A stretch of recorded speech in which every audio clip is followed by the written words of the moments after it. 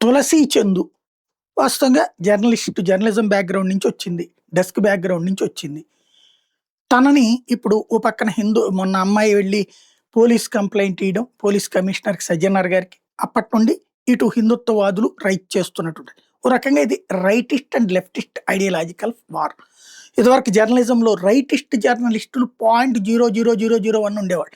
వాళ్ళసలు ఎలాంటి ఇష్యూస్ పోరాడే ఓపిక గూడా ఉండేది కాదు. ఎందుకంటే డెస్క్‌ల దగ్గర నుంచి బ్యూరోల దాకా అందరూ గూడా లెఫ్టిస్ట్ ఐడియాలజిస్ట్‌లే ఉండేవాళ్ళు. బ్యూరో చీఫ్‌లు, స్టాఫ్ రిపోర్టర్లు అత్యధికులు, డెస్క్‌లో హెడ్సు, డెస్క్ ఇన్‌చార్జెస్సు, డెస్క్‌లో సబ్ ఎడిటర్‌లో మూడొంతుల మంది లెఫ్టిస్ట్ ఐడియాలజిస్ట్‌లే ఉండేవాళ్ళు.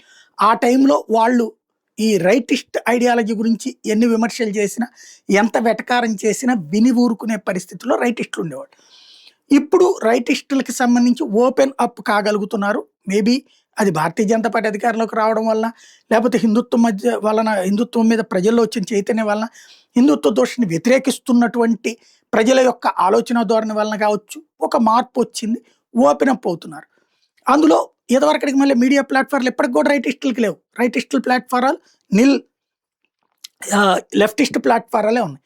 ఈ యూట్యూబ్‌లు, ఫేస్‌బుక్‌లు ఇట్లాంటివొచ్చాక కాస్త రైటిస్టులకి ఒక ప్లాట్‌ఫార్మ్ దొరికింది. రీచింగ్ కోణం దొరికింది. కాబట్టి వీళ్ళు మాట్లాడుతున్నారు. ఇలాగ ఫేస్‌బుక్‌లోనో, ట్విట్టర్‌లోనో చేసే ప్రతి ట్వీటు దాంట్లో హిందుత్వకు అనుకూలంగా ఉన్న, భారతదేశానికి అనుకూలంగా ఉన్న తులసి చంద్ తన లెఫ్టిస్ట్ ఐడియాలజీతో తనదైనటువంటి కోణంలో చేస్తుంది. ఆమె మంచి జర్నలిస్ట్ కాదు. మంచి స్టోరీ టెల్లర్. ఒక చక్కగా వాళ్ళు ఇదివరకు ఏదైతే బాబరు, అక్బర్ లాంటోళ్ళు చాలా గొప్పోళ్ళు. మనకి ఇక్కడ ఉన్నటువంటి శివాజీకి అసమర్థుడు, లేకపోతే గనక పృథ్వీరాజ్ అసమర్థుడు అని వాళ్ళకి ఎలా అయితే ఎక్స్‌ప్లెయిన్ చేసేవాళ్ళు చిన్నప్పటి నుంచి కమ్యూనిస్టు భావజాలంలో ఉన్నటువంటి చోట్ల. హిందువులకు సంబంధించినటువంటి రాజులని అవమానిస్తూ, ముస్లిం రాజులు గొప్పవాళ్ళని ఎలా అయితే వాళ్ళని సైకలాజికల్‌గా రెడీ చేశారో, ఆ తరం నుంచి పెరిగిన అమ్మాయి. అమ్మాయి అవగాహన శక్తి ఆ రూట్‌లో నుంచినే చూస్తుంది. ఇక్కడ మీరు చేస్తున్నటువంటి తప్పేంటంటే రైటిస్ట్ ఐడియాలజిస్ట్‌లు అమ్మాయికి ఓవర్‌గా అమ్మాయి అంశం మీదన వీడియోలు పెడుతున్నారు, ట్రోల్ చేస్తున్నారు.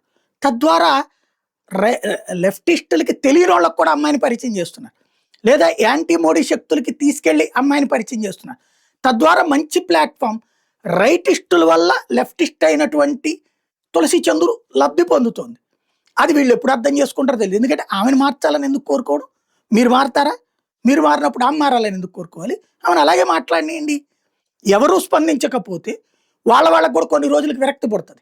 ఇప్పుడు రైటిస్టులు దాని విషయంలో లెఫ్టిస్టులు స్పందిస్తా ఉన్నారు కాబట్టి రైటిస్టుయిజం అంత పెరుగుతోంది. రైటిజం అనేది అంత బాగా పెరుగుతోంది. ఎక్స్‌ప్లెయిన్ అవుతోంది. ప్రజల్లో చర్చనీయాంశం అవుతుంది. లెఫ్టిస్టులు ఎవరు దీని మీద మాట్లాడలేదనుకోండి, దేర్ ఈజ్ నో కాంట్రవర్సీ అనుకోండి. అసలు రైటిజం ఇంత డెవలప్ కాదు మనకి. హిందుత్వ డెవలప్‌మెంట్ కాదు ఇంతగా.